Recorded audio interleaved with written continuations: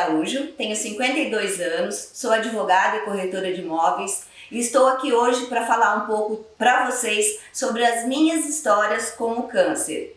Quero agradecer desde já o convite do Congresso Rosa, Congresso Saúde Rosa, e poder participar para mim é uma honra. Então vamos lá, vamos falar sobre câncer. Gente, eu tive 2 cânceres de mama. Em 2005 eu tive um diagnóstico na mama esquerda e depois de 10 anos certinho, quando eu teria a minha alta, considerado alta, porque a partir de 10 anos da doença você pode considerar como alta, eu tive um novo diagnóstico na mama direita.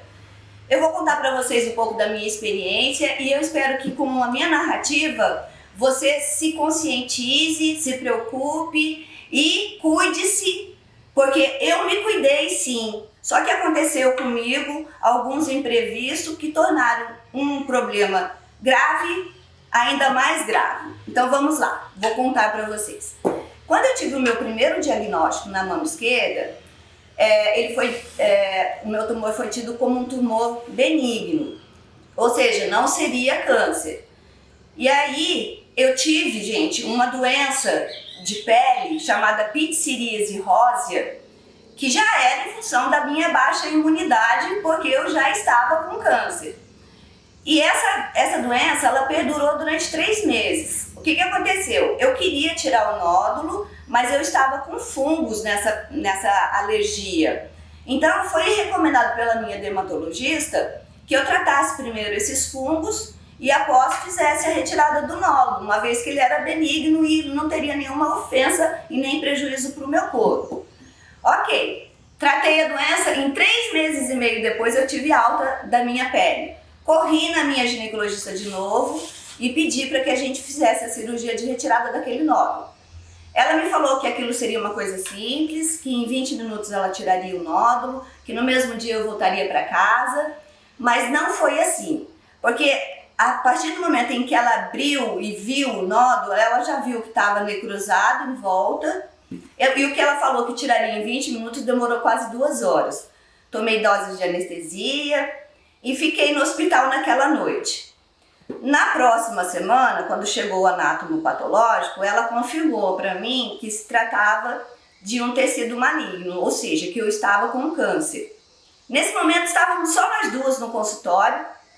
Eu não desmoronei, eu tive muita curiosidade sobre o que poderia vir a acontecer comigo. Porque nesse momento, gente, é muito natural que a primeira coisa que vem na sua cabeça é a morte. Quando você recebe um diagnóstico desse. Mas o que precisa ser dito é que a gente precisa desmistificar isso, porque o câncer não está atrelado à morte. O câncer tem cura sim. E olha eu aqui para provar isso, depois de 2 cânceres de mama e de tumores graves. Tanto que eu perdi as minhas 2 mamas, eu fiz mastectomia radical nas 2. Eu vou contar essa história para você. Naquele momento, como eu já estava falando, eu estava ali com ela sozinha. E muita curiosidade surgiu, a gente bateu um papo muito esclarecedor. Ela falou que provavelmente eu perderia aquela mama toda, faria quimioterapia, faria radioterapia e provavelmente hormonioterapia.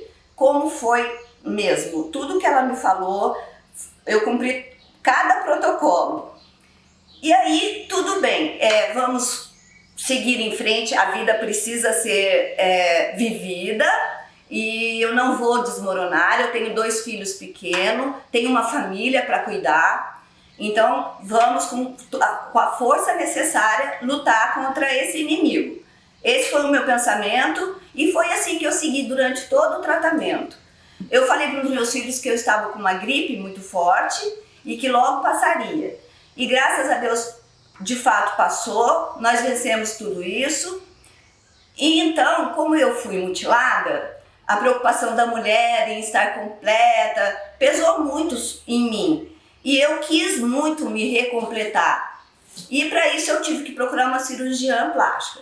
Procurei. Então notem bem, eu tive um diagnóstico errado, mas a minha inspiração não faltou nunca. Deus agiu muito na minha vida e eu precisava tirar aquele negócio. Imagina, a minha irmã me comenta comigo na época que se fosse com ela, que a médica dissesse, você não precisa tirar, jamais ela voltaria lá para fazer uma mini cirurgia, ainda que mini, mas não faria. O que aconteceria? Talvez ela não estivesse mais aqui com a gente, né? Então como eu quis me reconstruir, eu procurei uma cirurgiã e nós fizemos alguns estudos e ela me sugeriu uma reconstrução mamária a partir do abdômen ou do dorso. Mas ela aconselhou que fosse do abdômen porque a pele do abdômen teria mais similaridade com a pele da mama.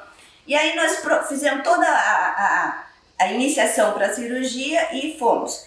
Foram 4 cirurgias grandes, a primeira durou quase 12 horas, porque ela tirou todo o músculo reto do abdômen, trouxe para a altura da mama, pegou pele, pegou gordura, implantou prótese, isso tudo em processos, né? Eu me recuperava da anterior e a gente entrava na próxima. Até que no final a gente passou por uma parte estética, onde implantou uma prótese de mamilo e fizemos a tatuagem. Enfim, estava reconstruída. Ou seja, pronta para tocar a vida para frente de maneira normal, ainda que fosse um novo normal, mas de uma maneira normal. Ok, até que eu fui surpreendida com um próximo diagnóstico que foi o da direita. Nesse da direita, meus médicos ficaram um pouco mais assustados porque era um tumor um pouco mais grave. Então a gente sabe, quando a gente faz um tratamento por uma cooperadora de saúde, tem todo aquele processo de autorização e nessa demora eles ficaram muito preocupados que eu precisava imediatamente de tratamento, imediatamente da cirurgia. Só que nesse tumor eu poderia salvar parte da minha mama.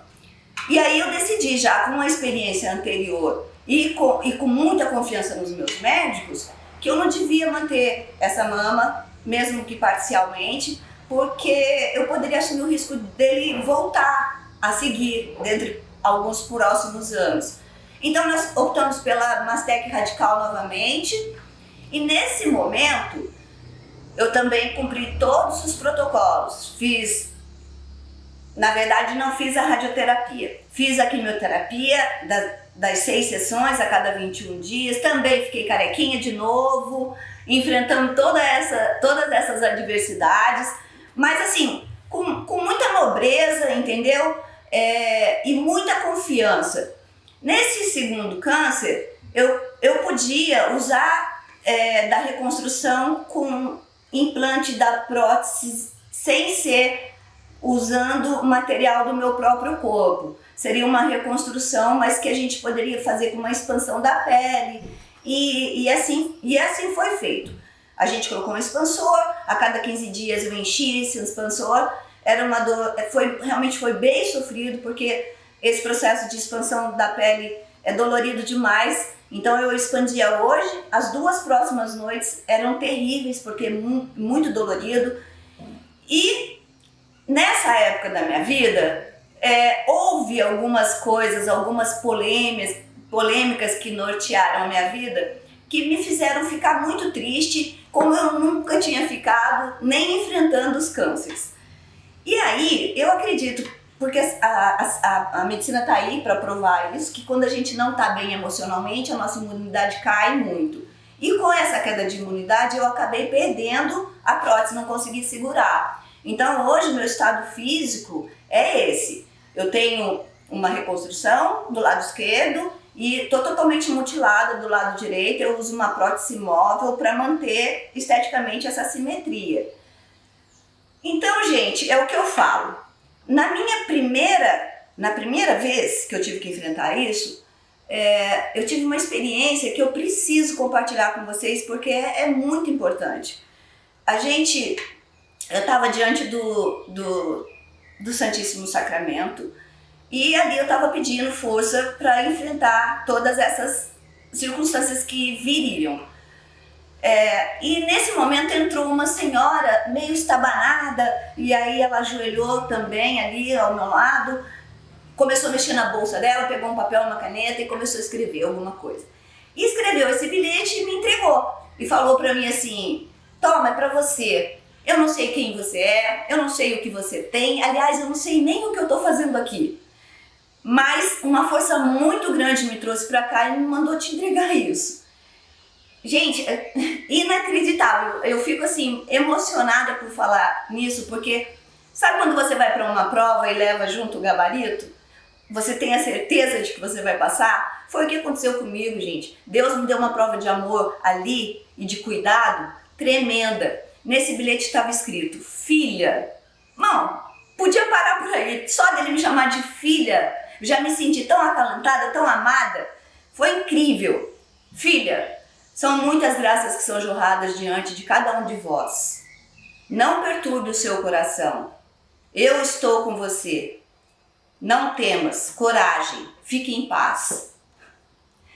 Então, ali eu deixei todas as minhas dúvidas, todos os meus medos, qualquer coisa que pudesse atrapalhar, obstar a minha caminhada nesse tratamento. E fui, e eu tinha certeza da minha vitória, gente, não tinha como ser diferente. Quando aconteceu de novo, o que você espera? Será que alguma coisa precisava acontecer comigo que não aconteceu? Por que será que aconteceu isso? Por que voltou? Surgem as dúvidas, surgem as inseguranças, mas eu não desmoronei de novo. Não me rebelei, não me revoltei. Eu simplesmente pensei, tá dentro de mim, não, é uma doença, eu não vou conseguir mudar essa situação, mas uma coisa eu posso fazer, lutar, porque o controle é meu. Então, quando a gente acha que está no fundo do poço, ali pode realmente ser um recomeço. O recomeço da sua história, que foi o que aconteceu comigo. Eu acho que eu falei para vocês no início do vídeo que eu sou advogada, sou corretora de imóveis.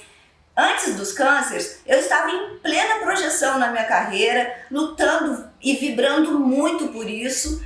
E de repente eu pude perceber que aquela trajetória que eu estava seguindo não era uma trajetória que me trazia felicidade. Eu estava fazendo aquilo não era por mim, nem pela minha família, sei lá por quem e para quê. Então, o que aconteceu? Depois do diagnóstico do câncer, eu pude perceber quantos praquês houve para eu poder me transformar na pessoa que eu sou hoje. Sinceramente, hoje eu tô aqui, tenho, eu acho que um pouco mais de 2 metros de cicatriz, se eu for somar todos os cortes. Mas a minha alma, gente, tá íntegra, tá absolutamente íntegra. Eu sou uma pessoa feliz, resolvida. Antigamente eu era daquelas que ia ao toalete. Hoje não, hoje eu vou ao banheiro mesmo. Eu tenho meu pé no chão, eu tenho meus pulsos fortes, eu tenho uma família estabilizada. E é isso que traz felicidade pra gente. Não aquilo que você quer mostrar ou não ser o que você é. Não ser o que você é muito triste, gente. E eu me encontrei através desses diagnósticos, porque a dor me transformou. Sempre fui uma pessoa super amada pela família, pelos filhos, pelos pais, pelos irmãos, pelos amigos, até pelos vizinhos.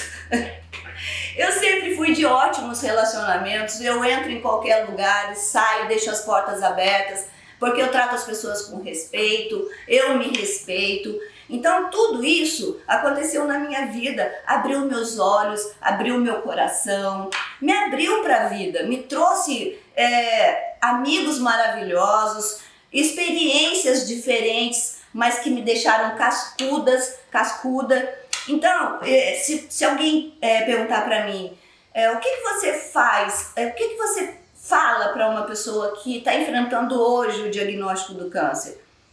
Sinceramente, eu acho que eu vou dar todo esse meu depoimento, entendeu? Para poder deixar bem claro para a pessoa que está enfrentando isso no momento, que aquilo tudo realmente é um túnel apertadinho, escuro, úmido, de difícil acesso, mas que do outro lado há muita vida. Então passe com dignidade, enfrente com dignidade. Você não precisa esconder isso de ninguém, você não precisa se envergonhar por estar doente. Tudo isso são coisas que te enfraquecem e nesse momento você precisa de sorriso no rosto e bola pra frente, gente, porque a vida não pode parar e não é a gente que determina isso. A nossa vida está nas mãos de Deus. Se for a sua hora, eu costumava dizer isso. Se for a hora de eu partir, eu ainda vou ganhar, vou sair no lucro, porque eu vou viver no paraíso com meu Deus, meu Jesus.